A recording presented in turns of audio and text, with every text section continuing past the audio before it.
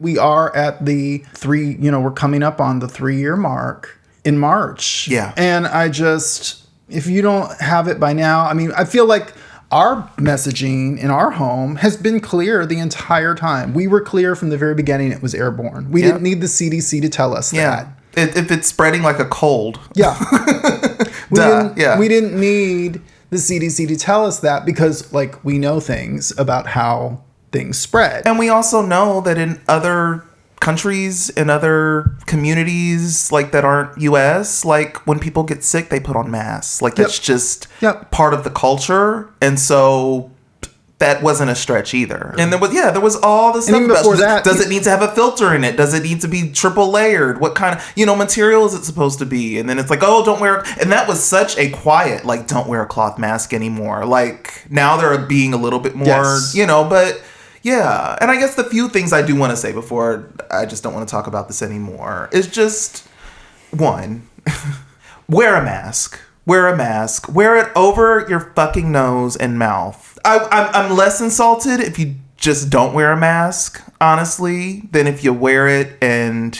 Oh, you're a noser? Yeah, like everything's coming out. Yeah, I just... Okay, there's that. Second off, I cannot frame any conversations around how we handle this nor what we do next around keeping the economy going. I don't care. I don't care. That should not be our reaction. And it's why we're in this situation. Yes. Because that's been the focus. So the entire time. Yeah. I need the conversation to be different. Yeah. Around that. And one last thing. Could we talk about long COVID? Can we? Yes. How did we have that whole conversation and not talk about long? Yes. Can we acknowledge that it's real? And can we recognize that even if people are quote unquote getting mild cases, breakthrough cases, being vaccinated, getting the booster shot, we don't understand this virus enough yet. We still don't understand how dangerous it is just to get it and have it, and even in recovery from it, still be dealing with pretty lifelong debilitating things. And that has always terrified me, and I don't understand why it doesn't terrify more people. Yep. I have a friend who got COVID, I think, a month into the pandemic, still suffering. Yeah. Horribly. Yeah. It has created all kinds of problems. Yeah. And no one's talking. I mean, I see people on Twitter really screaming, rightfully about the effects of long COVID. But outside of that, and some good articles that have hit, this is not on the CDC, the governments. Yeah, I don't think I have not seen this administration use the phrase long COVID. No. If they have, please let me know. They don't say it enough. No. I'll put it that way. So that we're just saying to people, if you're vaxxed and boosted and you get it, it's just like a cold. Well, we don't know that because there's a lot of things we don't know. And we have a lot of examples of people that it has not been just like a cold for them. Yeah. And so, brain cognition stuff, cardiovascular stuff. Yep. Of course, we all know about like the lungs and them, looking like a 20-year smoker. Right. I've seen erectile dysfunction. I've seen all kinds of just weird things they're predicting. Yeah, that will happen to people. Yeah. Yeah, cognitive things that will happen in 20 years. And I also offer all of the economic talk since that's the priority. I would think that if huge swaths of your population are going to develop other kinds of physical problems in the years to come because of this, that would also affect your precious economy. Yeah. But I guess right now is all we're really thinking about. Yeah, because lots of politicians getting it. Yep. And this vaccine is not really making a difference in terms of who's getting long COVID. If we're looking at the research today, that may change in months, who knows. But as of today, it appears to be so that regardless of your vaccination status, when you contract this thing, your chances of developing some kind of long COVID symptoms are about the same. Yeah. And that's scary. Yeah. So, yes, get vaccinated, wear your mask. But try not to get it. Try not to get it. Try not to get it, and too. Try not to spread it. Think about your actions. Think about the fact that... Because the other thing, people don't get asymptomatic. They don't understand. Yeah. Yeah. That you can have it, not know, be spreading it, not know, people around you, not know. Just wear a mask. Just stay the fuck home. And stay home. I don't know. All right. I can't talk anymore about it. I renegade through and through. I renegade through and through. Oh, Lord, if you only knew. Now tell me, what do I do? And if what I say is true, how could I get through to you? I don't know how to behave. I don't know how to behave. And if I don't change my ways, it might send me to my grave. But if what I say is bad, maybe we could all be saved. All right, and welcome to Outlaws Evidence of the Unseen, exceptional stories and conversations that weave history, religion, arts, and politics into the fabric of our greater cultural narrative. I am Ray Currington, singer, songwriter, and producer. Tim Dillinger, gospel and CCM historian, essayist, and sometimes singer.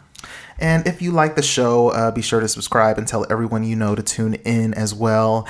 And if you feel so inclined, please rate and review the show on Apple Podcasts. This helps more people find us. And we're just going to continue with our conversation. We started out talking about praise and worship music. And then in the last episode, we did a whole review of the film, The Jesus Music. And we wanted to now really talk about one artist in particular that we feel like their story just completely encapsulates everything that needs to be talked about when you're talking about the Christian music world, navigating that, the hardship of that, being brilliant in a world that doesn't recognize your brilliance, overcoming scandal. I can go on and on and on, but you know, why do you feel like it's important, Tim, to talk about Andraé Crouch?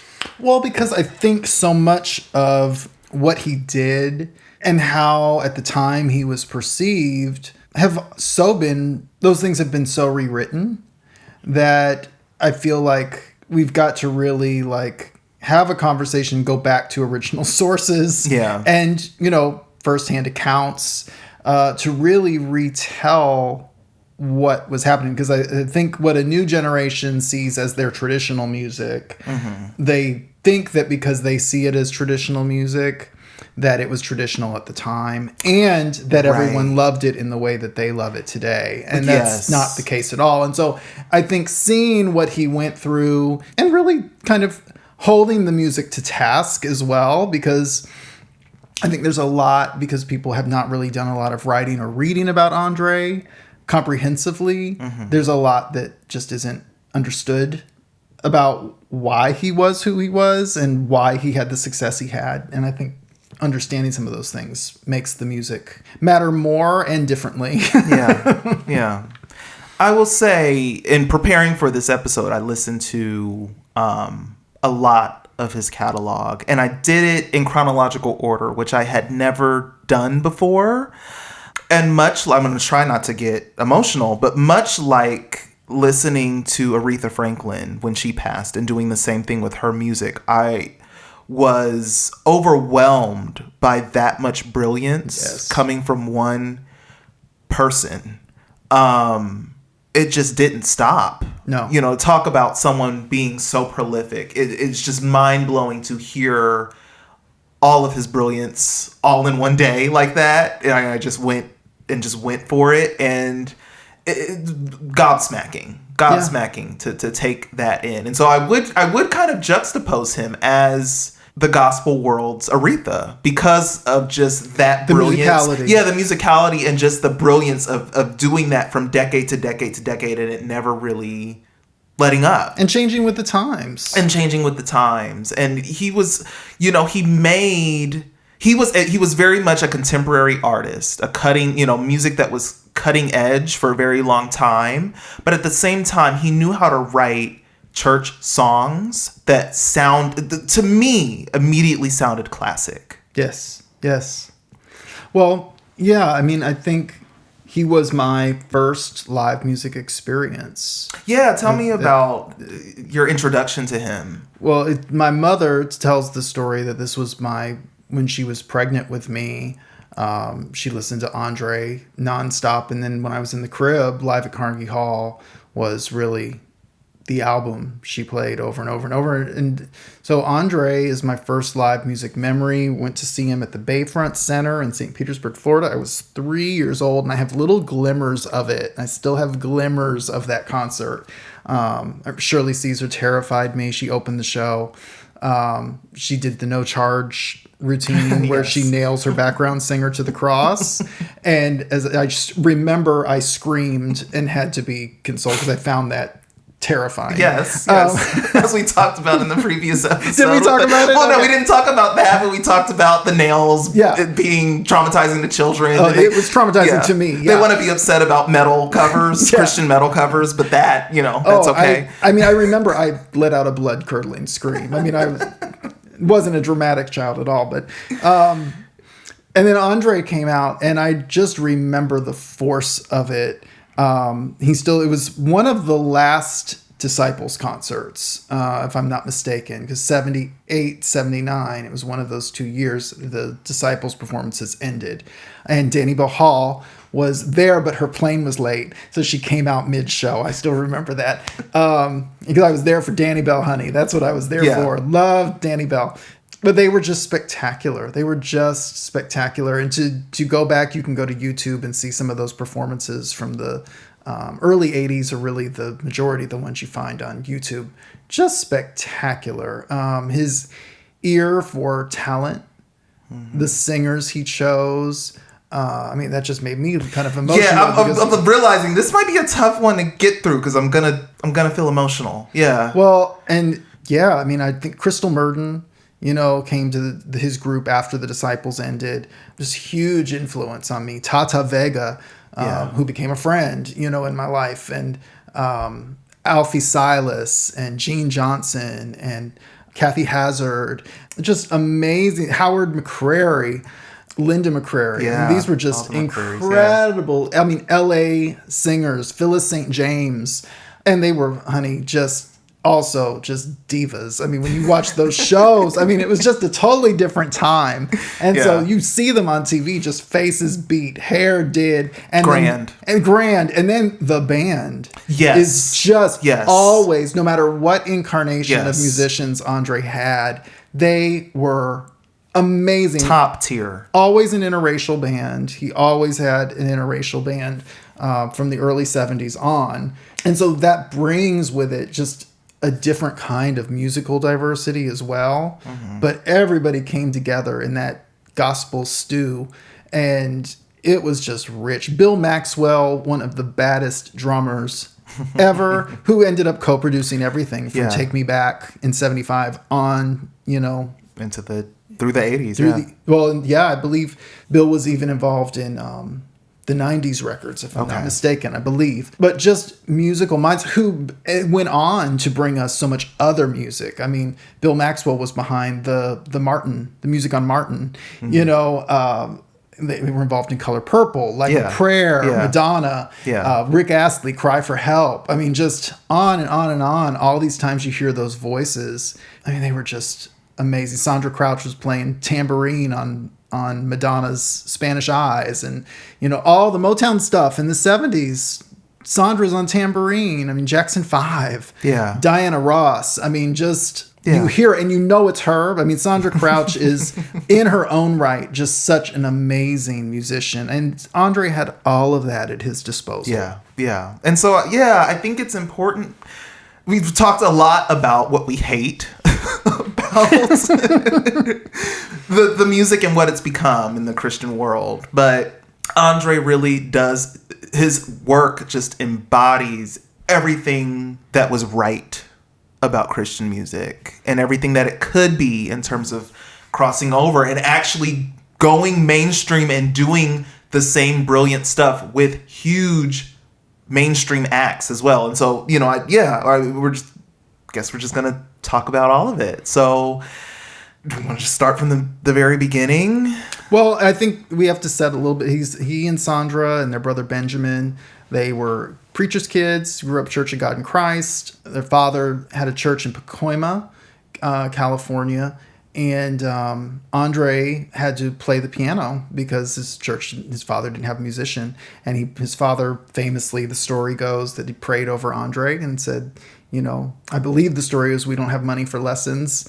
You're going to have to teach my son how to play the piano. And that he prayed for Andraé, and Andraé put his hands down and knew how to put it all together.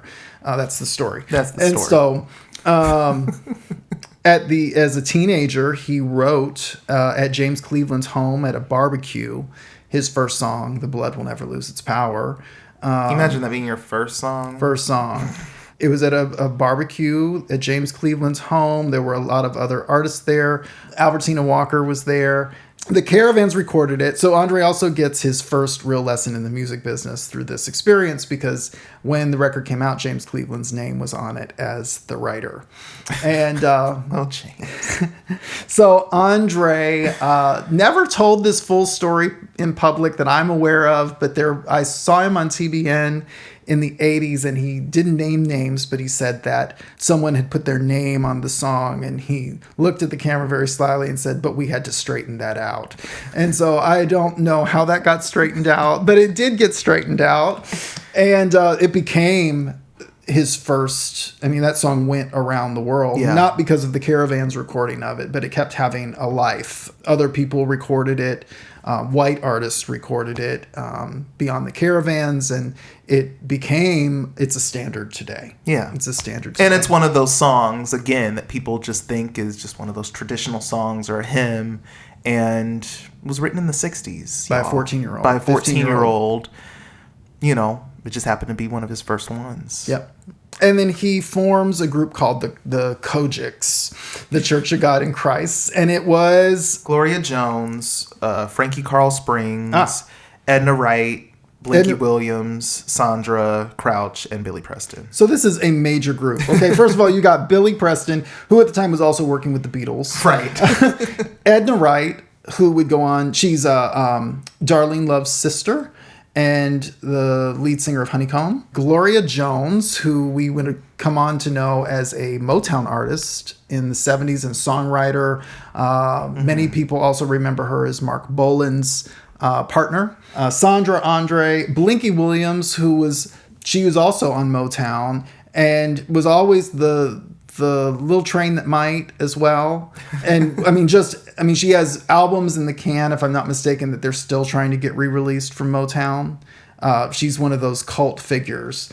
Frankie K. Springs. So this is his first group. Yeah. And they were doing, really traditional gospel fare. They first recorded in 1964. Their first album, It's a Blessing, had The Blood on it.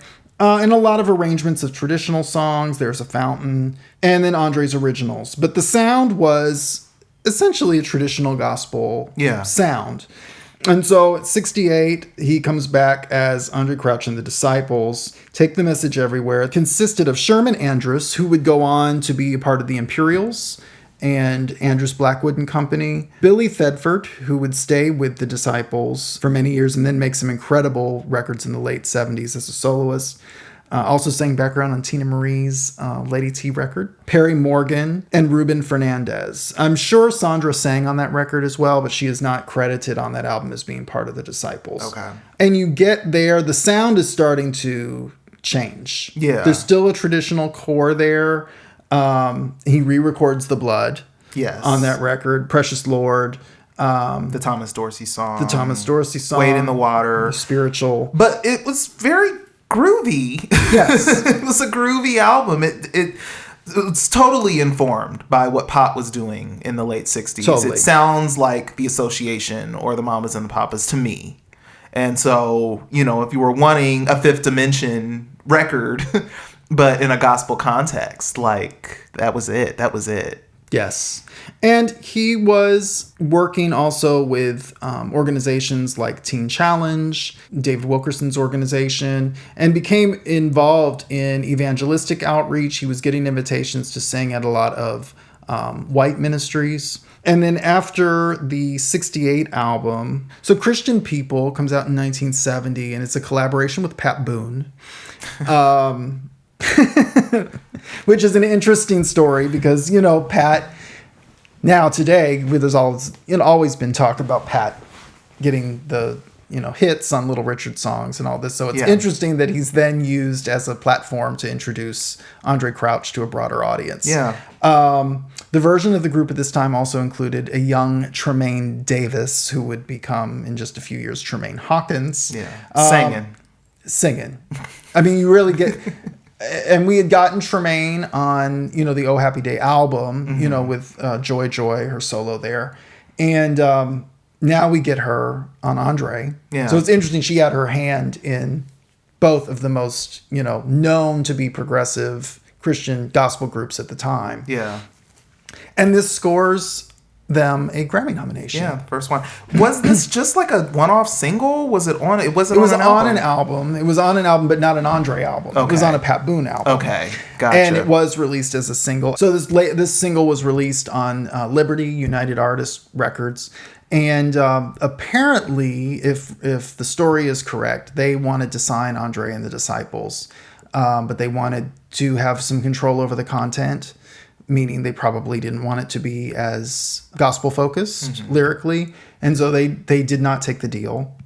And they were connected with Ralph Carmichael, who ran Light Records, West Coast Christian label that at that point, to my knowledge, did not have any black artists. At that time, Light was doing film soundtracks for Christian soundtracks, or for Christian films. They were doing orchestral records. Ralph Carmichael was an orchestrator. And so he was doing like big band Christian projects as well. And the early Jesus musicals, a lot of which were written by Jimmy and Carol Owens, were on Light. So that's the actual early stage of Light Records. So they bring Andraé Crouch in and they up his production in an incredible way. But it was very Jackson 5-ish almost in some ways. Keep on Singing, I think, was the only one we really get with that kind of sound. Yeah. Well, soulfully too. It had like a Motown kind of thing to it. That's right. Yeah. And Andraé really didn't have a hand in the production. Those records were produced by Bill Cole. Andraé didn't really like not being a part of the production. Keep on Singing, though, had massive crossover hits. And by crossover, I mean to white people. Yeah. My Tribute, To God Be the Glory. I Don't Know Why Jesus I hate that people get that song, the name of that song wrong, too. Hate it. Yeah. It's called My Tribute. I guess you could add the hyphen of To God Be the Glory, but... Yes. Anyway, go ahead. I've Got Confidence. I'm going to Keep on Singing. Jesus Every Hour, He'll Give You Power. So these songs became popular on Christian radio because you have to remember back then singles were put out with no picture on them. Right. And so the Christian radio stations did not know these were black people. And so I've Got Confidence became a breakout. I mean, Elvis recorded it. Yeah. Huge deal. And so Andraé starts getting bookings for the group to go sing, and they would show up and the audiences would be aghast because they were black people and this had not happened before. And so people would walk out. Yeah. They would be insulting.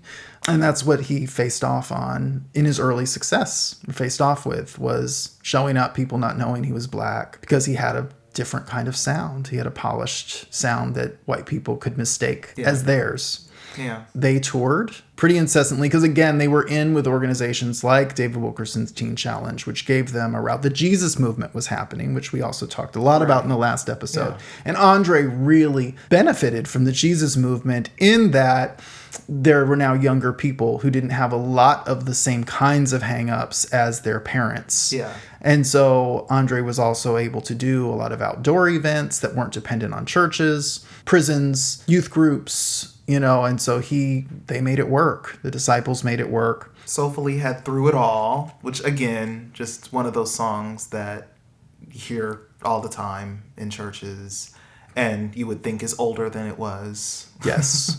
Yes. Everything Changed is my favorite. I love that one because it's so, I mean, you really get the effect Sly Stone was having on Andre during this time, because there's also like a psychedelic element on this record that was kind of controversial for people. Yeah. It was very genre defying. Totally. The whole, this one and the album before it, and the album before that one. Like these early records just were just good music. And Andre was singing. Andre really sang. On those for early records. He was really singing. It Won't Be Long. You Don't Know What You're Missing. These were all just became, mantras in the Jesus movement. These songs were just incredible choralers of people. And you really get that. These are so contagious. Yes. Yes. And 72 was also the year that he performed at Explo 72. And so you're also getting, by the time he does the solo album, Just Andre, the same year in 72, you're then getting Bill Maxwell and the band Sunlight, who became Andre's band. They became the New Disciples. Andre also did The Tonight Show during this period with Johnny Carson, which was a huge first for CCM. Just Andre, again, Bless the Lord, Oh My Soul. Right. Which they still sing today by some miracle of God. If Heaven Was Never... And was it called Bless the Lord, or was it called Bless His Holy Name? Bless His Holy Name. Bless His it's Holy another name. one that has like two names. It does. People just call it whatever. If Heaven Was Never Promised to Me. I love that one. Love it. People would never write or sing a song like this ever today. No. We should cover it. And there is a great clip. If you look up Andraé Crouch, there's a concert he did in the early 80s on TBN that is on YouTube, and Kristle Murden sings the poo out of this. You should find it. It's great. Yeah. As we said, first solo album and... second Grammy nomination. Yeah. So He's in. Yeah. He's in. And it doesn't let up after that. It just is continual music. Well, and I've got to say, he was also doing some really progressive things at the time, because here he is. He has an interracial band. Mm-hmm. He's traveling around the country, going to places like Mississippi. At the time, the other thing, in 72, he had only white woman that was ever in the Disciples, Reba Rambo, was traveling with him. And that was a whole other thing, just that they had not just white men in the group, but a white woman traveling with these people. It was a thing. It was a real thing. You can see that story on my Substack, God's Music Is My Life. But I think that's, there's so many other things that happened from just touring, being on the road. They had their own bus already at this point. They had bought the Rambo's old tour bus. And so they weren't traveling by van like at this point, a lot of gospel groups were still traveling in cars. Yeah. And they actually had a bona fide bus. That's the kind of revenue they were already getting just from being on the road so consistently. Danniebelle Hall had joined the group during this time, she wasn't on Live at Carnegie Hall. She came into the group just after that. And that album came out in 73. Yeah. So Live at Carnegie Hall, this is the album. This is the album. Yeah. Okay, go ahead. I think the big song, two big songs I think that people know from this record, Jesus Is the Answer, and also Can't Nobody Do Me Like Jesus. Yes. And again, like staple, that's where the song comes from. This record. Well, and you really do, from start to finish, this record is an experience, and it starts with these young people leading a Jesus chant at the beginning, and it's just non-stop. It is so well edited. Mm-hmm. It just feels like you are rolling through it, and it is like, woo, like you were there, like you feel it. Yeah. Just an incredible album. At that point, he had Blinky Williams was in the group. Sherman Andrews, who led their cover of Dottie Rambo's He Looked Beyond My Fault. Sandra's in the group playing that tambourine and singing. And she also co-wrote, which people don't talk about, she co-wrote Jesus Is the Answer with Andre. But this album shifts everything. Like this album, Michael W. Smith didn't say this in the Jesus music film, but he did say it in other interviews, that it was the everlasting Jesus music concert album and Live at Carnegie Hall that completely upended him and changed his musical trajectory. I'm really disappointed in the owners of the masters of the Light catalog, Monarch Music, because this Live at Carnegie isn't complete. They left the last song off. The album markers are off, so the track names are off for like towards the end of the record. Like, it's just all wrong. Can we fix that? And can we get good remasters of these albums finally? Yeah. Like, they're putting up CD transfers from the 90s, and this catalog deserves so much more than that. Yeah, because there's just so much brilliance in there. Yeah, they sound like vinyl rips, some of them. Yeah. Original cover scans would be nice. Yes. Not just the scans of the CD inlays from the 90s as well. It's just really tragic that this is how they're throwing this incredible music up on the internet. It deserves so much more. And this album was huge seller. Yeah. Huge seller. And sets the stage for something big. So you didn't know what was going to come after it. But then in 1974, you get the epic Take Me Back album. Yeah. Let's talk about your thoughts on Take Me Back. Really just that Andraé really benefited during this time, as a lot of brilliant artists did, from the time limit that vinyl puts on you. And so when you only have 40, maybe 45 minutes to get it all in, he really, and yeah, with live, to have a live album be so succinct means it has to be back to back, just brilliance. And same with Take Me Back. Yes. Yeah. Well, and the production on Take Me Back, first of all, you get synthesizers for the first time. Mm-hmm. You get blazing different kind of horns than you got on the prior records. Yes. That horn section was incredible. You get more guitar. You really get all of what Sunlight brought to the Disciples as a rock, funk, fusion, jazz fusion band. Yeah. I mean, you get all of those elements in full throttle, and Andraé and Bill Maxwell took over the production on this record, which also is what changed everything. You also get like a little vaudeville kind of tune. It Ain't No New Thing. And you also get introduced to Danniebelle Hall, who sings Tell Them, Take Me Back. I mean, she became just so important in André's career.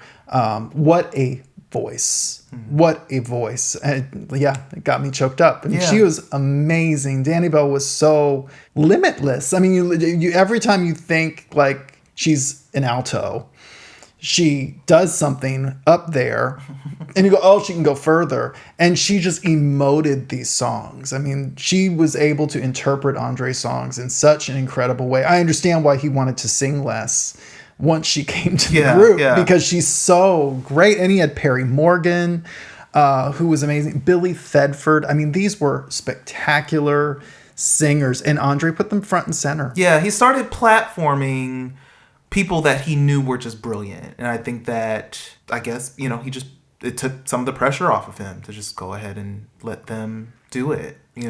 Big song from that album. If you're going to look it up and listen, be sure to listen to Just Like He Said He Would. Yes. Yeah. Yes. This album wins his first Grammy. Against multiple nominations for James Cleveland and My Beloved 21st Century Singers in Nashville. Yeah. And Andraé won it. That's stiff competition. Competition, yeah. So Take Me Back is followed up by This Is Another Day. Oh. Second favorite. Go for it. You talk first. Well, again, so Soon and Very Soon is on this album, and again, like, he just wrote songs that immediately, like, you hear Soon and Very Soon and you think it's so much older than it is. 76. That's when the song came out, and they just sound so familiar. They sound like songs that you should know already if you don't know them. And I don't think a lot of people know that he is the writer of these songs, Soon and Very Soon, Jesus Is the Answer, Take Me Back, My Tribute.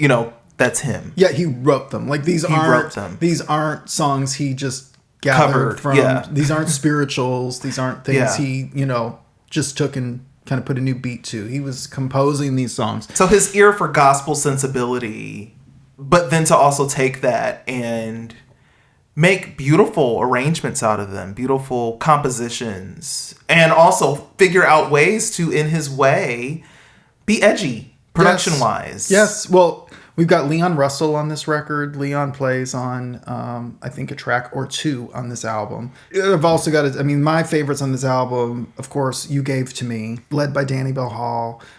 We Expect You, just one of the most gorgeous songs, whether you believe in the rapture or not, which I don't. I can still appreciate the beauty of this song, and just the swing of This Is Another Day, the title track. Those background vocals. The background vocal arrangements on this album are just amazing. And I think you're also starting to get like Earth, Wind, and Fire influences as well. Yeah. And I also, while we're on this time period, 1976, I think it's really important to say that in 1975, Andre brought Light Records, Walter Hawkins, and the Love Center Choir. Mm-hmm. And so you got Love Alive and that entire series that would come out in the 70s, but in 75, the first installment, because of Andraé Crouch. Mm-hmm. Andre he heard the cassette of it and immediately took Walter to Light and made that classic. Ultimately, even though he wasn't involved in the creation, he is the reason we have it. Yeah. And I think that's important to say. This album was also nominated for a Grammy, and it, I believe, was his first dub win. I couldn't find a list of all of his dub nominations, but yeah, this was the first win. So yeah, there you go. He does a background vocal appearance on Billy Preston's A Whole New Thing in 77. And then in 78, you get the epic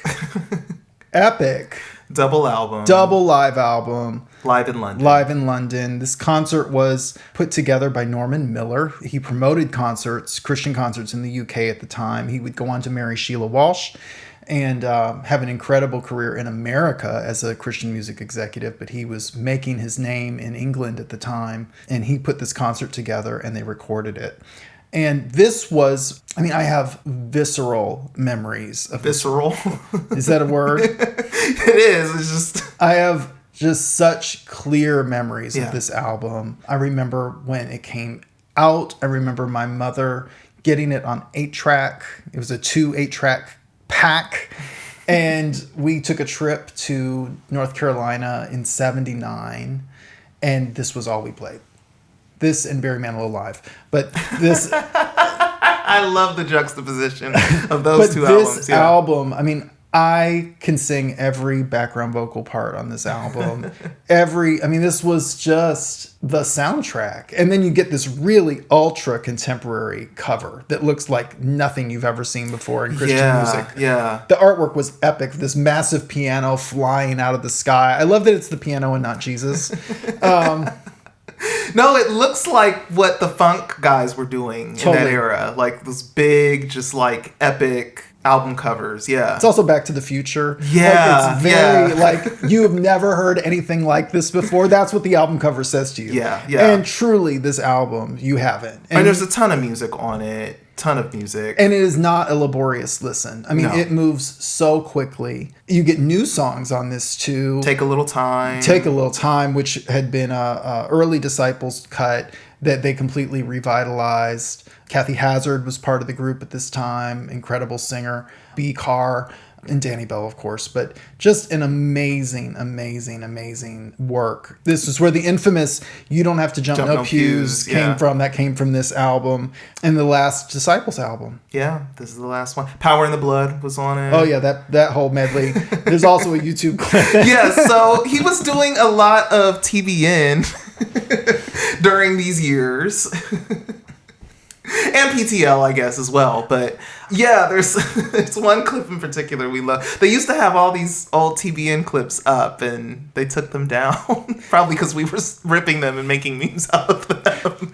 But there's one where he does Power in the Blood, and they do the vamp at the end, and, Baby, this Miss White Lady gets happy, honey, and it all... Just flailing. It's the best. It's the best. And that is on YouTube. You can still find that on YouTube. Yeah. We'll have to do links. And this is but now's a good time, I think, to start talking about how the criticism really escalated during this whole period because there's a real rewrite that the Black church just loved Andraé through all these years. And these were hard years for him, and it's documented. I mean, he talks about this in every interview he did about how criticized he was. And that criticism really was not coming from the white audience. The white audience was eating this up.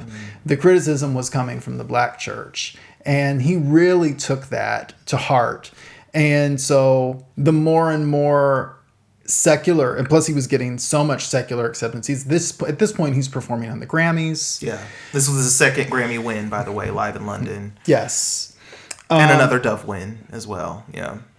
And the fact that the Disciples end at this time, it gives him an opportunity to show us a little bit more about what's happening for him. And so you get in 79, I'll Be Thinking of You. And which is his second solo album, his first in like 7 years. Yeah.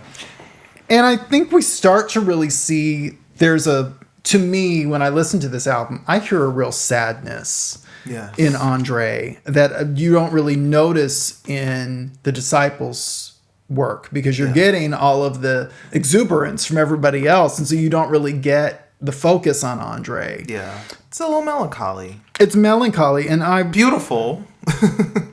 He talks about how I'll Be Thinking of You really came from that criticism. There's a 1983 interview that he does, and we'll touch on this, but he was arrested for drug possession in 1980, suspected of drug possession in 82 rather. But he talked about that song. He said, I think people had started looking at me as a spirit. It seems like their hands would go right through me as if I was a ghost. I'd say to somebody, that's a nice car. Where did you get it? And they'd say to me, God gave it to me.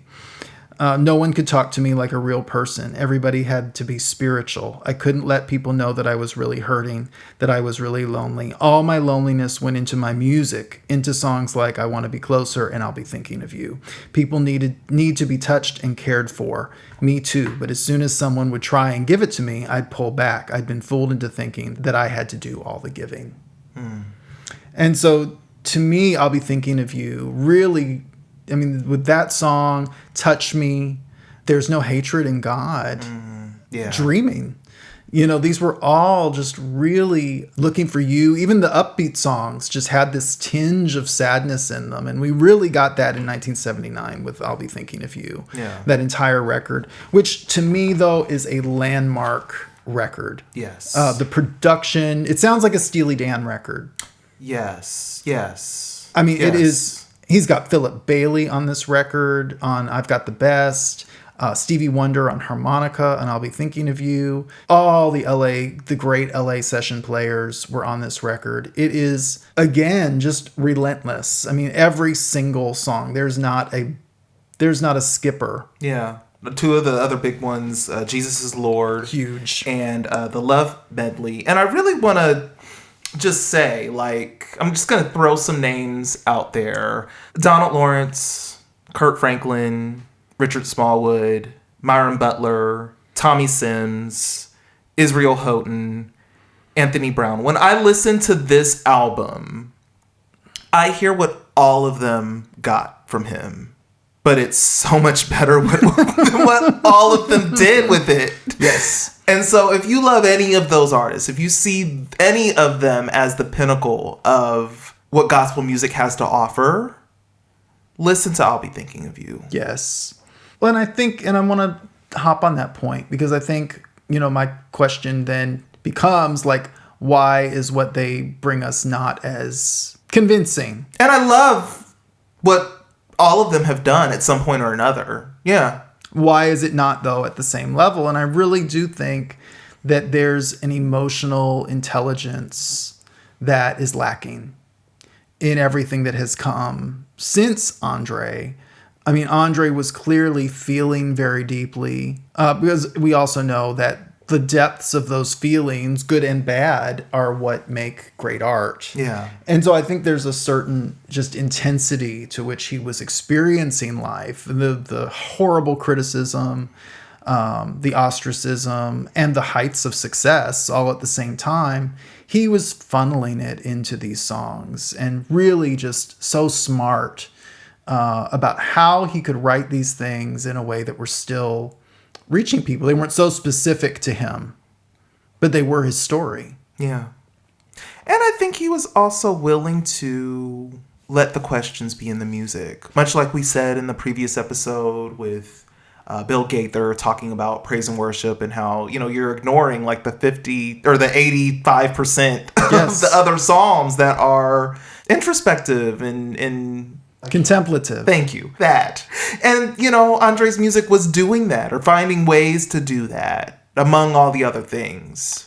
And I think he was also willing to bring in brilliant musicians, both the singers and the players, and allow them to expand his original thoughts around it and make it even more gorgeous than what his vision probably started out was. Well, and one of the things he always critiqued was the story in the songs. I mean, he, in all of his interviews that I've read, he consistently talked about why are we so reductive in how we're writing our experiences. And he was really down on traditional gospel music for that reason. At that period, he was really critical of what people were writing about and the ways they chose to say it. He was really critical. But his answer was not to just make sappy praise and worship songs either. That's right. Yeah. That's right. He was innovating. I also think it's also vital to talk about the support that he was for other artists. I mean, by this time, one of the reasons I'm pretty sure the Disciples had to end, Danniebelle Hall had a successful solo career by this time. And she was out on her own, and she really did that because of what Andraé gave her. There are stories that are, have been in interviews and documentaries through the years about Andraé being financial support to other CCM artists that were struggling, putting people beyond the Hawkins. I mean, he helped the Archers, major CCM group. He helped them with their first record, writing for them. At this point, he's now starting to write for other people like Shirley Caesar and, contributing these one-offs to people who he just wanted to help out. Yeah. And I think that's a really lost art. Yeah. The sense of competition is not that heightened. Yeah. That you can see other people's value. Yeah. Speaking of, we'd be remiss if we didn't mention his participation or involvement in the Lord's Prayer. That's right. In 1980. 1980 Grammy Award-winning record, in which he was also nominated as a solo artist in that category. It ended up with a win anyways. So in 1980, Reba Rambo and Donnie McGuire composed a musical of sorts called The Lord's Prayer, which took a line from each of the verses. A line from the Lord's Prayer and wrote a song about it. And had the Archers, B.J. Thomas, Cynthia Clausen, Walter and Tremaine. They were all on that record and performed on the Grammys that year. Yes. And they won. André's song on that record it's the continuation of the whole Steely Dan thing. So much so that on the liner notes for the Lord's Prayer, Donnie said, "Steely who?" to Andraé. So that was clearly really conscious. Yeah. 4th Grammy win. Yeah. This is where things once again escalate for Andraé because he gets a deal with Warner Brothers separate from his Light contract. He didn't have to break his Light contract. They worked out a way for him to also have an agreement with Warner to do a different kind of record. And so Don't Give Up. Talk about what your impression was of Don't Give Up. It's just... to me, it harkens back, and I know Andraé had stuff around the early albums, but it harkens back to being on that cutting edge of pop music. It just sounds so market ready. The horn arrangements, they evolve again, and it's just masterful. You can tell these are just the absolute cream of the crop pros in the studio on this album. It sounds expensive. When I listen to it, it sounds like an expensive album. It's like off the wall level. Exactly. Like Quincy Jones level music. I kind of wish Andraé was singing like he had been, just because that it just totally translates over, but the other singers are. So it kind of makes up for it. My other thing with this album is it's probably his sexiest album cover. He's definitely serving like early 80s daddy. He was hot on the album cover. Like, Giving eyes. The shirt's open. You're getting like the taco meat with the chain. It's like, oh, Andre, okay, what's going on there? And we never got that before. No. Not in that way. I was just like, oh. Well, and to connect with that, there's the Hollywood scene on this record, which is essentially about a gay hustler. Yeah. And this was scandalous. Yeah. Scandalous for people. But on the flip side, I'm going to juxtapose this. There was the anti-abortion song. I'll Be Good to You, Baby. A message to the silent victims. Yes. So this is an important time to say that one of the other things that, as in doing my own research on Andre, and particularly this period, the one thing that emerges is he was a Republican. Yeah.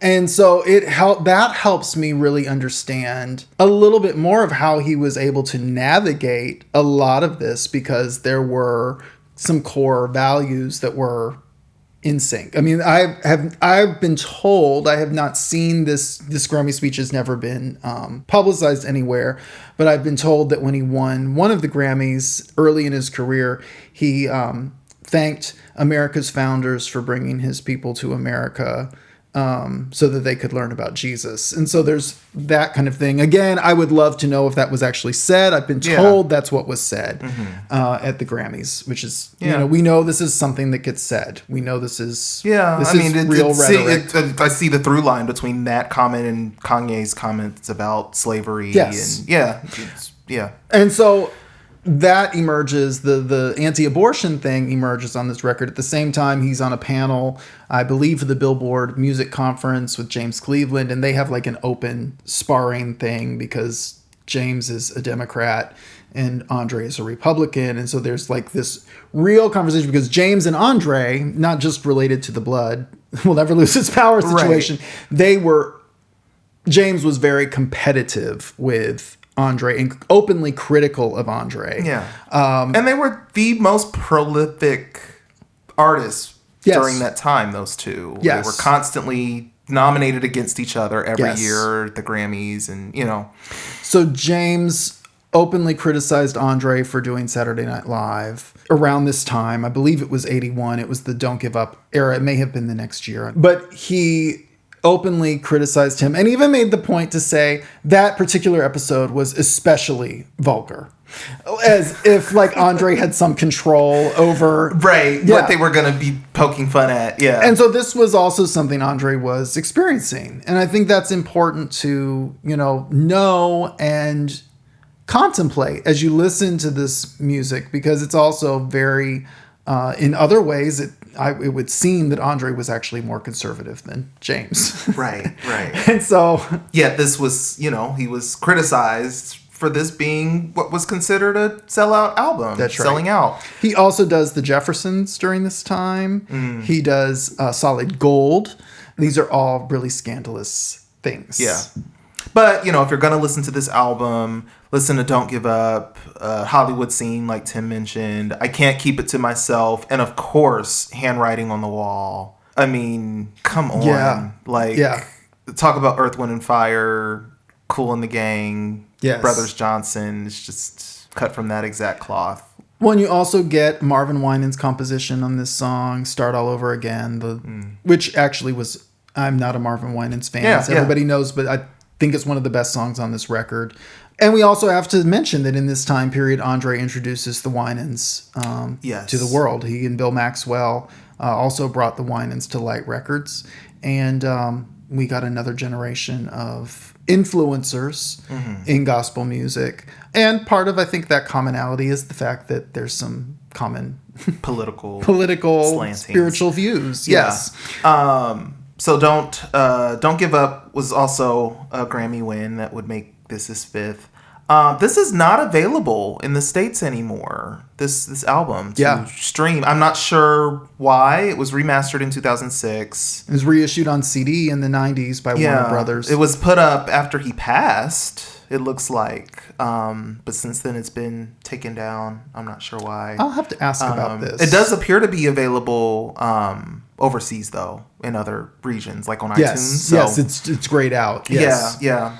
So after that, we get Finally in 1982. Yes. To me, so here's my feelings on Finally. Yeah. And one of the people I know who worked with him behind the scenes at the time, she told me this is actually her favorite Andraé record, which I find so interesting. It's not my favorite. Not my favorite. Because what I feel like we get on this record are those kinds of songs I complained about in the last episode. Mm-hmm. The songs that I know I won't get criticized for. Mm-hmm. And so we get... We Are Not Ashamed. We Are Not Ashamed, which I hate. I've hated every remake of it from everybody who's ever remade it. Yeah. I don't know who's asking you to be ashamed. I don't know. So I've, Yeah. I don't need to go down that rabbit hole. Mm-hmm. I did not like We Need to Hear From You. I did not like Sweet Communion.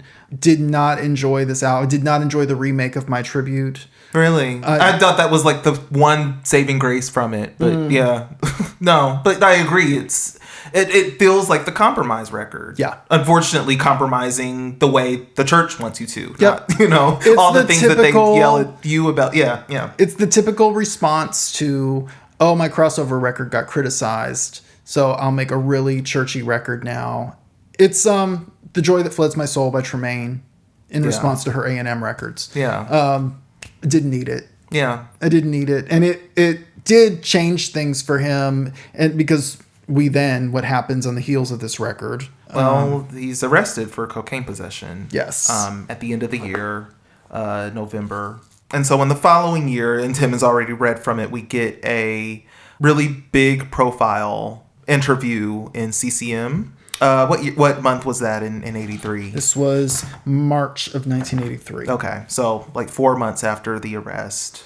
And this went everywhere. I mean, I remember we were in a department store when this hit the news, and we were like near the TV section. And I remember my mother, who was apparently looking over my shoulder, saying, "Oh my God, Andraé Crouch was just arrested." And this just like spread like wildfire. And we had no internets.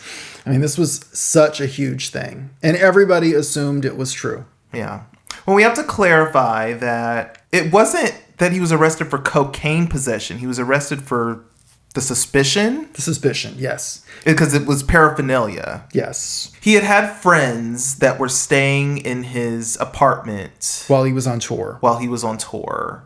And when he came back from the tour, he found a straw and a small glass vial dusted with the residue of cocaine. And I guess in a rush to leave and head out he was taking his friend to dinner. The deacon from his father's church. He put the straw and the vial in his pocket. Yeah. And so he got pulled over, one of those routine in black LA. man LA pullovers. And they searched his person and found the vial and the straw. And there were some other like weird things that they thought were weird that weren't weird. He simultaneously had the other thing that happened was that he had been given some Cambridge soup. Or no, he had purchased some Cambridge soup. The Cambridge Diet. The Cambridge Diet soup, which was a powder. Mm-hmm. And it had spilled out of the container. So it looked like there was coke. White powdery substance in the back. Yeah. And he had like a keyboard and other things like in his trunk. For whatever reason, they thought it was suspicious looking. Yes. So he gets arrested. And this feature is really interesting to me. It's like a 4-page spread. Yeah. The charges were dropped. Johnny Cochran was his attorney. Yeah. There wasn't enough. Yes. With that for them to press charges further. So, but at that point it was too late. It was all over the news and everywhere. So, and doing what church people do, it was believed. Mm-hmm. And it just, to me, when you got to understand the psychology of church people. And so when you are on the cutting edge of something, there is an assumption that you are also doing all kinds of other things. Mm-hmm. And so it just, to me, that sealed his fate. Yeah. With church people. Yeah. One of the early statements before they even start talking. And who was the writer or the interviewer? His name was Davin C.A. Okay. So, yeah, Davin wrote before we even get bits of their conversation, even if the charges proved to be false, fear lingered in many hearts that deep damage had been done to the integrity of the church in the eyes of a watching world. And I thought this was... end quote. Yeah, that's the quote. I just thought that was such an odd perspective to hold. Because I think about myself growing up as a Christian or growing up in the church and never feeling like any of the scandals that were happening, Christian scandals that were happening would hurt the witness power of the church or hurt my witnessing power, whatever. Just the framework of that is a little lost on me, but this is also pre-Baker scandal. Yes. And, I didn't have millions or billions of dollars staked on the perception of Christians. So yes. I think when that is the case, I think things do look differently. You've got a lot of pastors and industry executives wanting to do damage control. Well, and I will say, he was at the good thing for Andraé was that he was at the perfect label home because Light did not have the same rigid sense of gatekeeping that the other labels had. And so, it's really important to say that Light had signed Reba Rambo on the heels of her divorce or in the midst of her divorce. And it did not matter to them. She won a Grammy, with her second Light project. Light had the Res Band, which was a Christian left band, always progressive. And so I think on that level, he didn't have to worry so much about if he was going to have a record deal, but I think he did have to worry about who was going to keep buying his records. Yeah. Another quote, "Does the merciless magnifying glass under which we place our public figures render these men and women larger than life and less than human?" Yes. Does that need to be a question? Well, and it would be echoed in 1987 in this very magazine by Leslie Phillips, when she left, because that's one of the reasons she cited was the expectations of the audience, of the figures to be larger than life and less than human. And she ultimately, wasn't verbatim, but pretty much. I think that is something we see even to this day. Yeah. Except when they don't care. Yeah. Yeah. But back then, that expectation was very real. This was especially funny to me, this quote. Another question in the article. "Does the biblical warning that leaders incur a stricter judgment apply also to entertainers?"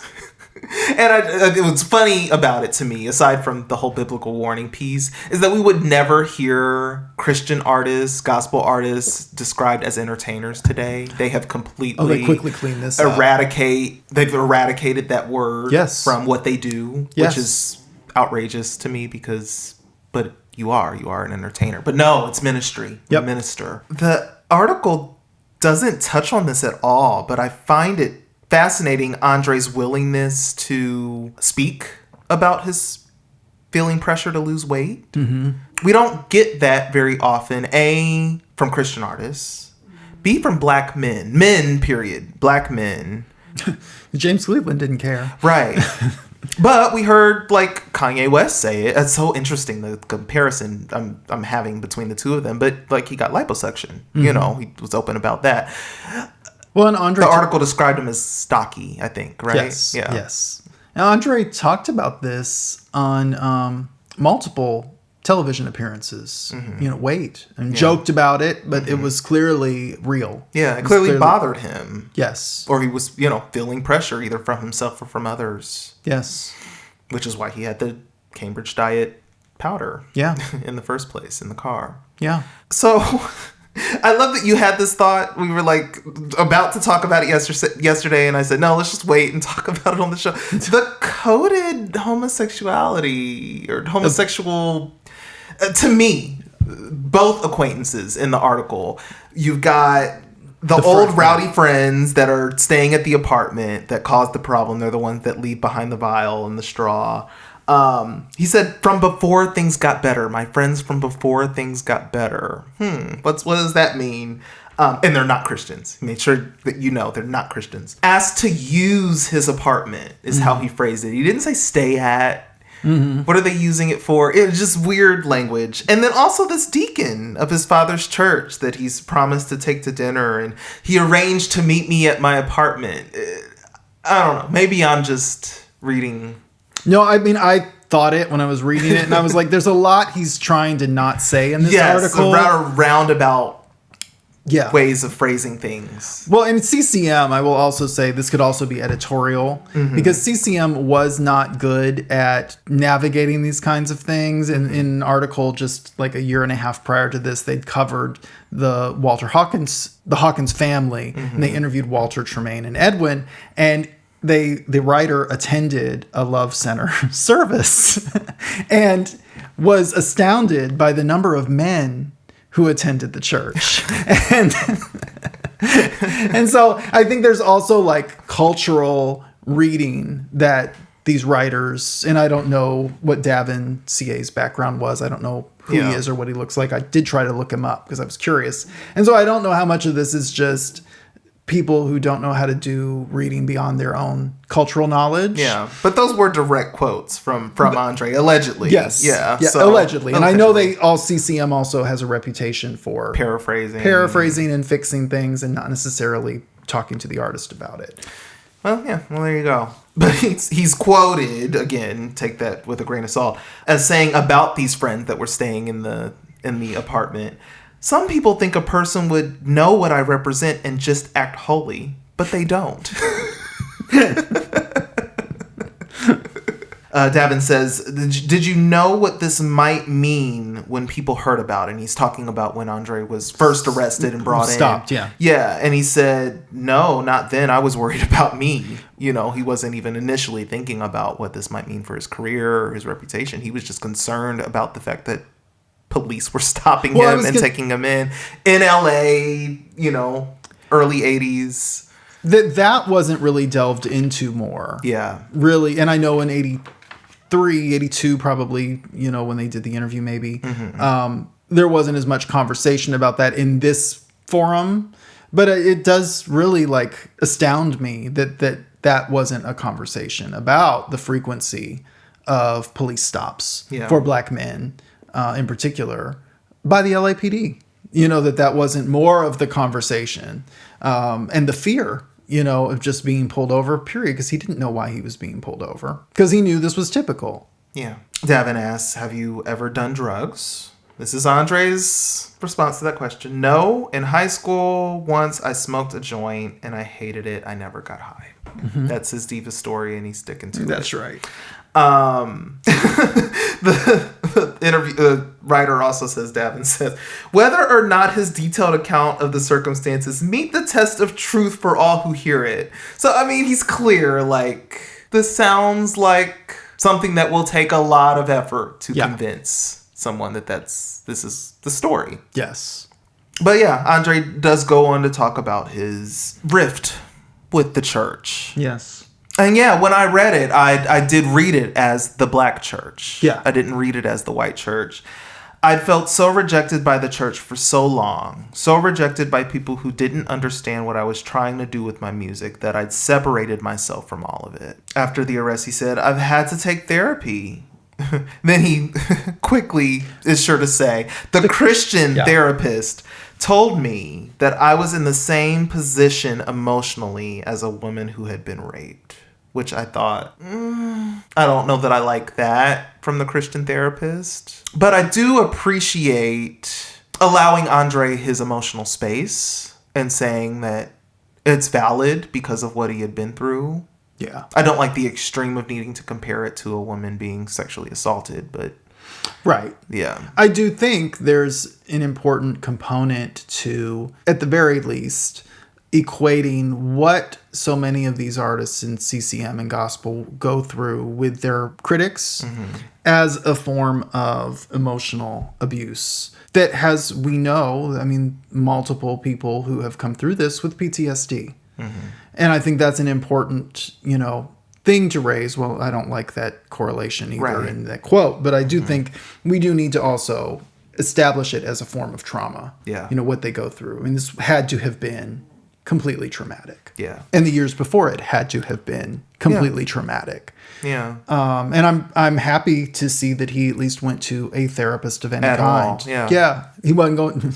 He clearly knew he couldn't go to a pastor. Did you get the sense, because this is how I read it, but I could be totally off base, because he talks about finding acceptance on the other side of this scandal from the very folks who had criticized. Mm-hmm. And did you get the sense that some of that might have had to do with him being a black man facing racial prejudice at the hands of the police, and that being, something that he could use to relate to the folks that he was having such a problem connecting with all those years? I would assume that particularly with black audiences, that this experience actually worked in many ways in his favor, in terms of perception. Yeah. Because black people knew this was some railroading. Yeah.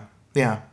And the damage that would come to him from this, from the very white people who had loved him so much. Yeah. And it did. I felt like all of it just reminded me so much of O.J. Simpson. Yes. And that same kind of thing. Yes. The fall from grace from the white people, and then the black people just immediately siding with them. Yep. And in that vein, I mean, to hear him talk, it's that same O.J., I'm not black, I'm O.J. kind of thing. Control your space and don't always feel like you're a minority, he says. That happens when you grow up in the church and you do gospel music. Being black, you're a minority. Only white music was the right kind of music. And so what would his response be to that? Be a Republican. Yep. Yep. So I feel like, for all the things he doesn't say in this article, you're getting a lot of what make up his psychic nature. Yes. And all that goes into that. Well, and he's always told the story that a lot of his musical tastes came from the juxtaposition of his mother and his father. His father loved gospel. Mm-hmm. His mother loved soft music. And so there was always that's too noisy from his mom, and his father, had the opposite end of the spectrum. And so I think his results are interesting. Yeah. Yeah. Because they're not just musical. And he talks about being tired. It's easy to get tired of the hoopla, jumping down the aisles and making every song a fast song. Yes. Is what he says. Yes. Well, and it's interesting, though, because on the heels of this, he produces Sandra's first record. Yeah. And Sandra's record is a completely geared to the black church record. Yes. And Sandra's, and it's because we can't do a whole episode on Sandra, but I loved Sandra's emergence as an artist, because we discover she is a great songwriter on her own. Her work as a choir director, she was amazing. And she was bringing, classics. He's Worthy was huge. And managed to cross over to the white church as well. Andraé makes a little appearance on the record. And I feel like his presence on this record is also a message, because he had not been on a traditional gospel project. Right. Like since the COGICs, basically. And so it's a smart PR subliminal apology tour. It's like, and it goes around the world because it's on this record that won a Grammy. Yeah, I do feel like it was his way of kind of passing the mantle to her and just kind of saying, because yes, it wasn't traditional, but at the same time, when you listen to Live in London, when you listen to Finally, he's trying to appease something. Yes. And so I think this is where he lands. He just goes, well, let my sister have it. And she ruled the 80s. Rolled it, yeah. So, yeah, I totally agree. And this was... You also get, though, the same singers, because, yes, it's the church choir, but it's also composed of people like Gene Johnson and Táta Vega and, Kristle Murden and all of these people that had come into his flock of singers. So it becomes another place they get showcased. Yeah. Which is just a brilliant move. Yeah. And then he, in 1984, comes back with his last record for 10 years. A decade. Yeah. Yes. Okay, No Time to Lose. The minute it came out, I couldn't stop playing it. Because Got Me Some Angels, first of all. That damn percussion solo is so just again. I mean, I probably have run out of words and I'm just regurgitating the same adjectives, but the musicianship on this record is like next level. It's not Don't Give Up. It's a different kind of production. It's a different set of songs, but it's still like 1984. Right. Like it is a 1984 record. So you've got Me Some Angels, Kristle Murden with the Jesus Come Lay Your Head on Me, which Donald Lawrence would cover on Jesus Story and Bible Stories in the 90s. Right Now, which you get introduced to Táta Vega. Táta on this album. The genius that is Táta Vega, he thanks her in the liner notes for being responsible for a lot of the background vocal arrangements, which if you haven't ever listened to her Motown records, which were also part of the Jesus movement, you must go back. I mean, she is a genius, an unheralded genius in terms of background vocals. And you really get that on Right Now, and you get her right up front with just this voice you have never, ever, ever heard before. You also get her on lead on Oh It Is Jesus.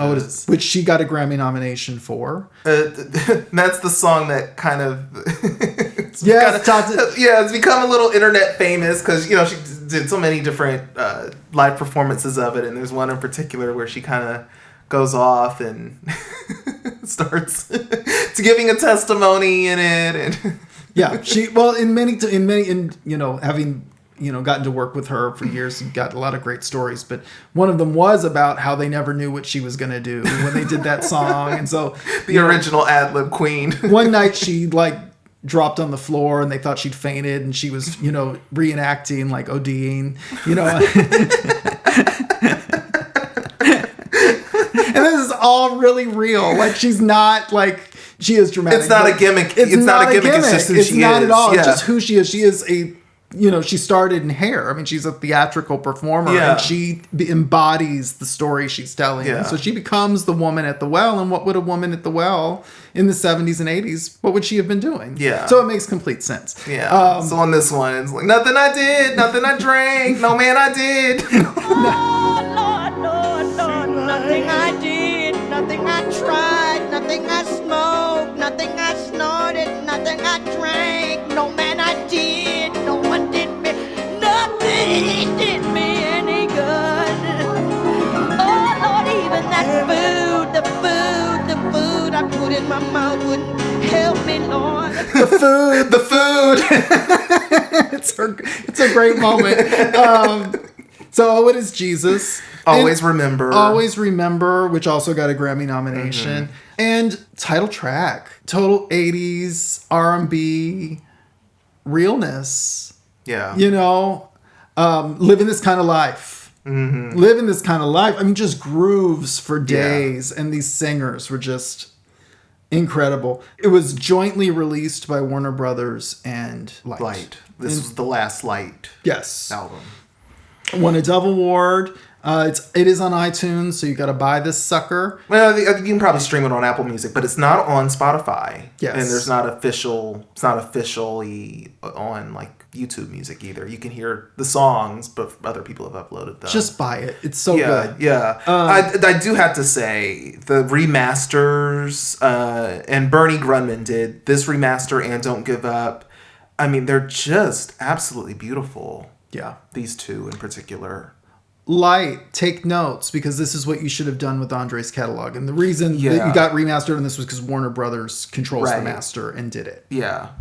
But all those previous ones could use it as well. But yeah, after this album, this is his longest hiatus from albums since he started. Yes. It was an album every year, every 2 years max. Yep. But what does happen... he starts working in film and television and session work. And so in 1985, he gets the job doing the gospel pieces on The Color Purple. And Táta Vega simultaneously gets the job to be the singing voice of Shug Avery. These were two separate auditions. Like, she did not get that job because André got the job. Like, they were two separate auditions. Because I've read just this past week that James Cleveland also auditioned for the choir work. Oh boy. Oh boy. And so André composes God Is Trying to Tell You Something for this film. which has become a culturally defining moment in film. And God is trying to tell you something is infamous. Yeah. Anything drag queens do, is just a part of the canon of pop culture, period. And, The Color Purple, and we're going to talk about the other things he's on. I'm going to keep saying this probably over and over again, but he didn't just, cross over and start doing, moderately successful things in the world, quote unquote. The Color Purple was an Oscar nominated film score, you know. Yes. I mean, Táta Vega performed Miss Seeley's Blues on the Oscars. Yeah. I mean, it was a huge moment.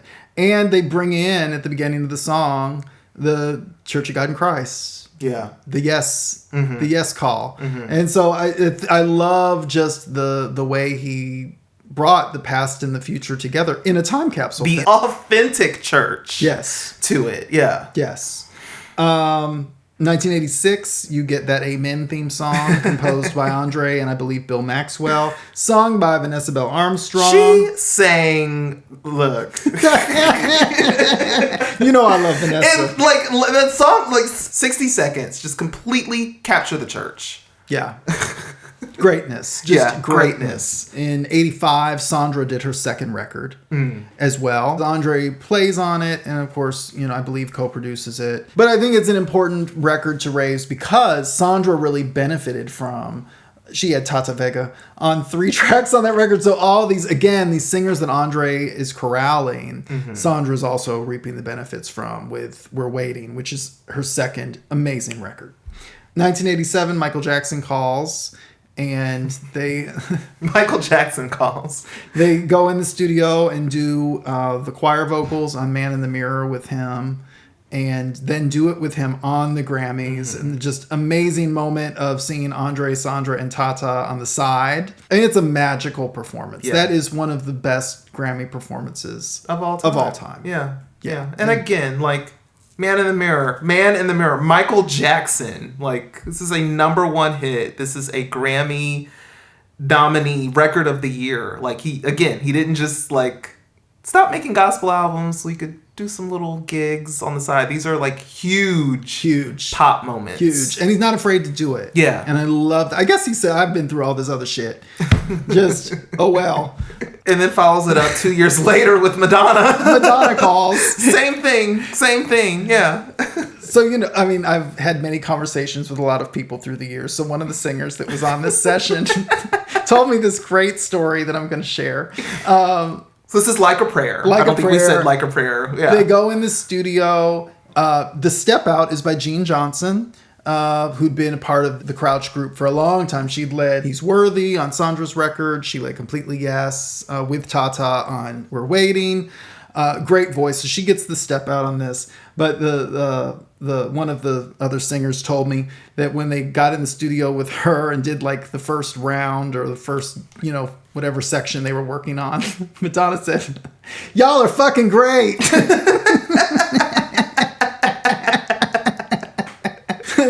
And they made history. And they did not do the video. They opted out of the video, which I really hate. I feel like that could have been a fun moment. Yeah. But it was a #1 hit again. Also in 89, he's on Quincy Jones's Back on the Block. That's right. 2 songs. He was the vocal arranger and choir conductor on both Back on the Block and The Places You Find Love. And that album won Album of the Year at the Grammys. Oh, Rick Astley, 1991. Never Gonna Give You Up calls him. And they do this, really one of his best songs, in my opinion. Cry for Help. Because at that point, he was mostly known for the up-tempo stuff. Yes. Yeah. So this was a ballad. Cry for Help. It is the cut. And I knew it was them the minute I heard it. I was just like, oh, that's Andraé Crouch. Yeah. I knew it. 1991, they're with Michael Jackson on Will You Be There? Yeah, and both of those songs were top 10 hits. I didn't realize Will You Be There was that big of a hit, but yeah. I didn't either. Yeah. And he did a lot of other film work. There's a Diane Cannon film they did the soundtrack for, and did a great song called Everlasting Joy, which they did on the Arsenio Hall show with Táta Vega leading. Did several appearances on Arsenio during this time, and traveled overseas. Yeah. They just did other stuff. Yeah. He just went on. He went on. And then in 1994, when Warner Brothers created their gospel division, Warner Alliance, I'm assuming Andraé remained under contract during these years. Yeah, with Warner. He came out with his first record since No Time to Lose. And Mercy, to me, and I know a lot of people will disagree with me, Mercy is the last great record. I agree. I got to see Andraé promoting this record at the Bobby Jones Gospel Explosion. And he was still so powerful. You really got, from the things he shared, like he was incredibly insecure about his voice. You know, I remember him saying, I can't do all the runs like y'all, but I can sing. You know, I mean, he let all of that out. You know, he had that, but he took over that stage. And he was on stage with all the Nashville singers that were backing them up as a choir. He had Táta and Kristle Murden with him. Vanessa Bell Armstrong was on that stage with him. John P. Key. And Andraé, it was his. Yeah. And they had to stop taping at a certain point because the audience was we went in. And he was that. It reminded me in some sense of what people in the Jesus movement experienced with him. Because it was transcendent. He came out and did a set of songs from Mercy, but it was those old songs that really sold the audience and redeemed him to the audience who had not really thought of him since the arrest, really. In the No Time to Lose era. Yeah. They only knew the songs that had lived in their churches. And by that time, he starts getting a different redemption arc, because by then his songs had really become staples. Yeah. Enough people had covered them in gospel music, and he became a part of the traditional gospel lexicon. But Mercy, I feel like gets really overlooked. Yeah. Because they were still contemplative Songs, yeah. Songs. I mean, The Lord Is My Light with El DeBarge is one of the greatest moments ever. Yeah. It's just that Andraé magic. It's that perfect song that in many ways is just one of the Psalms. Yeah. But there's a magic to it that just works. What were your favorites? Well, other really big ones from the album. Nobody Else Like You.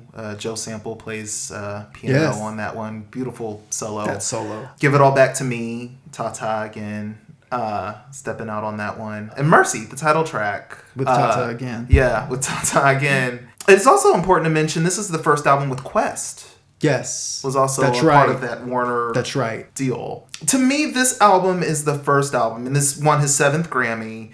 It's the album that is the first one that feels like it's selling Andraé Crouch, the composer, or Andraé Crouch, the producer. It's a producer's album to me. It's not so much Andraé Crouch, the artist. Yes. And so it's like in doing all that work with Quincy Jones, he soaked that up and made his version of Back on the Block. Because you get all of these voices. Again, you get Kristle Murden on multiple songs, who we also forgot to mention in 1980, Andraé and Bill Maxwell produced a solo album on Kristle Murden that should have been much bigger than it was in the CCM market. But really go back. That one is available. It's been remastered. You should get it. It's available everywhere. But it's an incredible Andraé, Bill Maxwell collaboration of their songs. Again, just the volume. But Mercy, to me, like, you get Kristle, you get Táta, Elle, and you get Andraé. His voice has changed. But there's fun stuff. Just to think that somebody could love somebody like me. His strength is on the up-tempo songs. Yeah. Now. And you really get that. He's not pulling off ballads anymore. Yeah. And this album, it's not about being on the cutting edge. No. It's not about being that contemporary album, but it is more high concept, and it has a global sound. Totally. It feels very comprehensive, like what the Sounds of Blackness was doing, like that kind of thing. It's a Grammy bait. It was a Grammy bait album. It's a Grammy bait. It's a comeback album. Yes. But it's also like him figuring out how to do what I think he aimed to do with Finally a whole lot better. A whole lot better. And he had a decade to build up to it. Yeah. Well, the other thing that happened in 1994 we have to mention is that he did the choir arrangements for the fucking Lion King. He did. Like, I need people to get how big that is and was. Like, it is one of the highest grossing animated films of all time. At the time, it was the highest grossing animated film of all time. It's still the best-selling film on home video, period. Wow. Period. Wow. And the biggest selling soundtrack ever for an animated film. Okay. So again, like, it wasn't like, oh, I'm just gonna do some music in some films. I'm gonna do the music in the biggest films. Yes. And people don't know. People don't even realize that that's, but when you listen to it, when you hear that, and then you listen to Mercy, you listen to the title track, you totally hear how the two were influencing each other. Yes. And that's a sound that he carried out to the end of his life. It is. Which is why I was so disappointed in Pray. Yeah. Pray felt like he had a lot less money to work with, production-wise. And the ideas were not... Smaller. They were smaller. So Scott Smith co-produced Mercy. Scott Smith did a lot of great records. I mean, Crystal Lewis's Joy, which is one of my favorite Crystal records. Debbie, he's responsible for Debbie McClendon, who he was married to. I loved what he did with Andraé and Mercy. I did not love what they did together on Pray. Pray just felt sleepy and lazy. Sleepy. And the songs weren't as great. It was almost like there were no more ideas. Yeah. To me. And this is the album that made me go, yeah, the ability to fill the CDs with more material because they were long, it could hold more, just means more filler. Well, and the real gem he had, Until Jesus Comes, he had been singing Until Jesus Comes, which closes the album. Mm-hmm. He'd been doing that live since No Time to Lose era. And Táta always led it. Yeah. And so I was so excited because there actually is a recording of her doing it that exists. And so I was so excited when I knew it was on this record because I thought, oh my God, we're finally going to get Táta's version of this, or Táta delivering the song. And it was completely one of Scott Smith's, one of my least favorite things he does, this over-orchestrated ballad and Andraé singing it. And we don't need 1997 Andraé singing Until Jesus Comes. Yeah.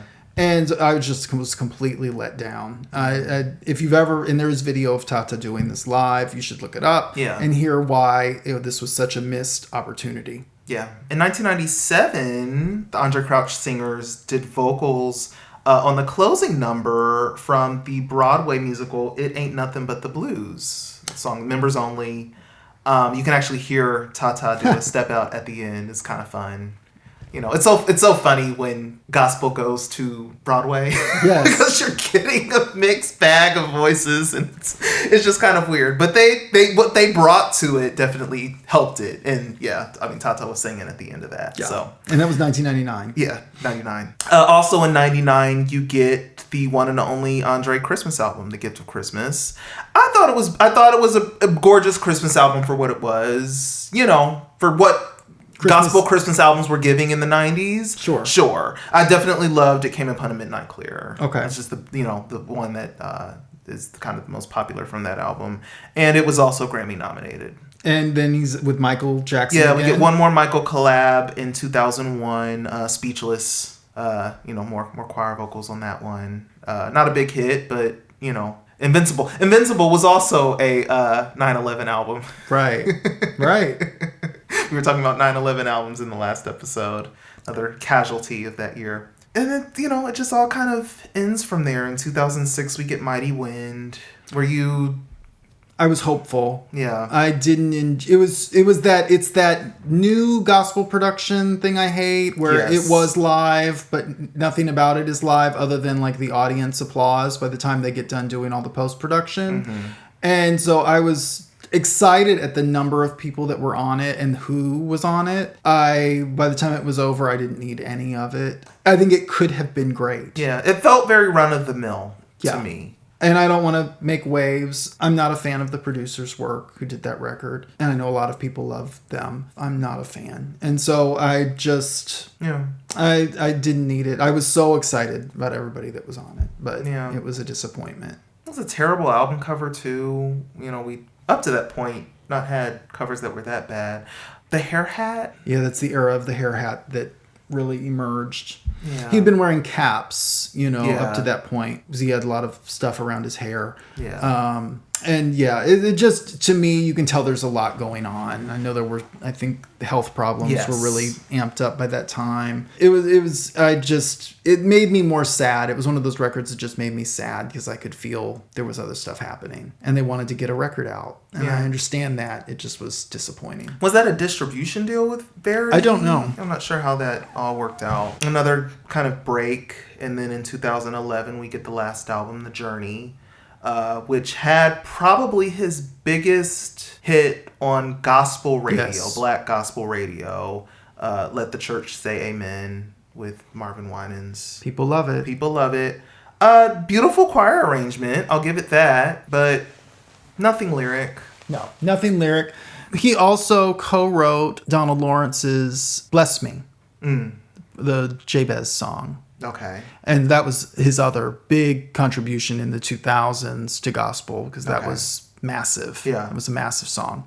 Oh, and there was also, after The Journey, there was a live in Los Angeles record that came out that Mano Hines put out. And it was... Is it still available? No. I'm not sure why it's not available, but there was one more record.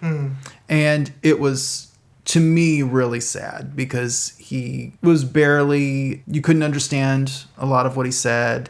He kind of just stumbled around and the singers carried it, but it was again that overproduced, I think for obvious reasons, but it was just disappointing and maybe that's why it's not available anymore. Yeah. But it was the fusion of the singers he'd worked with through the years and new people like Gerard Woods. I just didn't need any of it. I'd like to see people go out on a high. Yeah. And I just feel like... it was sad to see these be the last years. I feel like we could have been... great with Mercy. He and Sandra spent the 90s through the end of his life pastoring their father's church. After their father and their brother died, they took the church over and Sandra still pastors it today. And I had no idea she played keys too. You see their webcast and she's up there playing and she just did it all virtually through the pandemic. Should we discuss the funeral? So Andraé died in 2015. Yes. He was 72. Yes. There was a very long memorial concert. A lot of beautiful recollections from people. And it was great to see on that platform just all the singers. Like we got to see Edna Wright. We saw, all the people I've named. I mean, they were all there. But it was also, to me, his death really felt like truly, in the same way when Walter Hawkins died, it just felt like the end of an era, like the real end. And there were all the people up there who were trying to connect what they do to him of the newer generation. And I just don't get it. Yeah. And that's this generation to me. And that's the other thing that really happened at the funeral. They really rewrote it as if he defined the sound of the church through all of those years. And I don't really believe that. No. I think they gleaned from him maybe a couple albums. Otherwise, we'd hear more of it. We'd hear more of the brilliance that we talked about. Well, I think, and I don't want to sound just like, sourpuss and sad sack, but I just feel like hearing that Andraé had horns and strings and tight production doesn't mean because you have horns and synth strings and really overdubbed background vocals on your project means that you're a descendant to what he did. It just means you heard something you liked about his work, because there's also like the construction of a song. There's also the heart of the delivery of those songs that I feel like... And being inventive. I mean, when I listen to what he did all those years, like I said, cutting edge, just really intentional, progressive sonics. Yep. And I don't hear that. It all just sounds big today, but it doesn't have any of that heart and that vision. Big and hollow. Yeah. And I think there's definitely plenty, as we have done throughout this conversation, there's plenty to critique. But I do think that somebody that has this massive of a body of work deserved way more than they got in the Jesus Music documentary. Way more. I would like to hear more thoughtful conversation from these so-called disciples of his work. I don't mean people that were in the disciples. I mean his so-called musical descendants. Like, I would like to hear more thoughtful conversation about exactly what it is you think you hear when you listen to this music, and what it makes you feel. What does it make you feel? Because your music doesn't make me feel anything. So we need to do, as Fairfield 4 said, dig a little deeper, because I'm not hearing it and I'm not convinced. And so that's the part of the funeral that was also really sad to me, because I just saw a lot of stake claiming for narrative's sake. And that's probably judgy of me, but it's how it felt. It's how it felt watching it. Just a lot of specialness. We talked a lot about what Andraé did right, a lot of the moves that he made that were so transcendent. What would the outlaw version of Andraé Crouch look like? We wouldn't be a Republican, for one thing. Wouldn't. That anti-abortion song would not have been on Don't Give Up. Well, I was going to say, I think a rebel, an outlaw version of Andraé would have made Don't Give Up times maybe 20. Don't Give Up could have been a turning point. I think if he'd made a different set of decisions, because I think there was so much concern about how the church audience perceived him. I think there was so much concern over that at a certain point it muddied the work. And so I think, as we always say, it seems like we say at the ends of these shows, like the real rebel, the outlaw version would have been to say, I'm going, as he said on one of his songs, I'm going all the way. And just really, I feel like I quote Sissy Houston in every episode, but tell him to kiss your ass and keep on walking, because we hear the potential of what he did in the 80s, throughout with other people. Yeah, in the early 90s, yeah. And I feel like we would have ended up with possibly a very different end result. I feel like this whole trying to take this kind of vision and success and remain in relationship with the structure of the church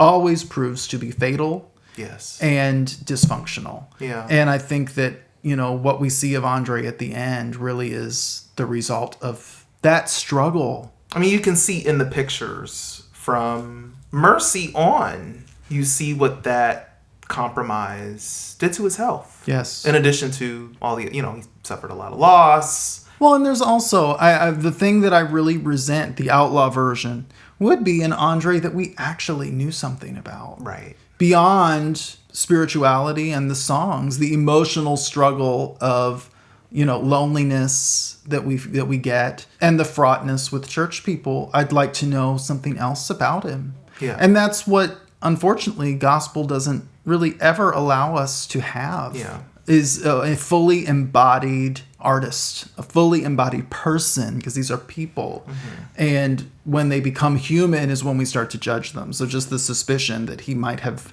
he was arrested for potential drug possession is enough to tell us all we want to know about them. And I want to know so much more. I want to know all of the things, not for the sake of being gossipy, but for the sake of being in relationship. Yeah. To fully see you as a human. Yeah. What about you? No, I agree with all of that. He was clearly funny. He was. It's that clip, another TBN clip. When he brought the Cabbage Patch doll to Jan Crouch.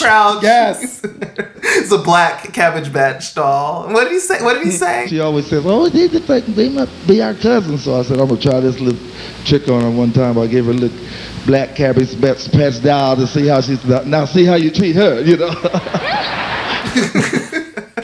And also, the Dove Awards, which have been, really renowned for their racial problems, particularly in the 80s, of just, even seating people together at one point. That was a real story. Andraé presented in 85, I believe, and they had him present the Traditional Gospel of the Year award. And he said, "For this traditionally black." Kuta Kinte. No. Just kind of stirring the pot, Yeah. And those are the things that really, for all the other stuff, that really make me say that was a complex person. Yeah. And I want to know more. I wish we could have known him more. Yeah. Well, if you only had a hint of what Andraé Crouch's art was, maybe you knew he wrote one song, or maybe you had no idea he wrote any of these songs, I would definitely encourage you to revisit. Thankfully, so much is available. I know we've kind of ragged a little bit on the quality of some things. Some of the albums, the metadata is kind of weird or clunky, or the album covers are awful or whatever, but the music does live. Yes. And pretty much everything is available somewhere. There's always YouTube for the things that aren't. That's right. In print. Yeah, and if you know none of this, even as someone who's never listened to gospel music before, this is just great music. Yes. So definitely check it all out. Definitely. Jay, where can people find you? They can find me on Facebook, Twitter, and Instagram at Ray Curenton. They can find me at Twitter and Instagram at Tim Dillinger, and on Substack, godsmusicismylife.substack.com. Thanks, everybody. Till next time.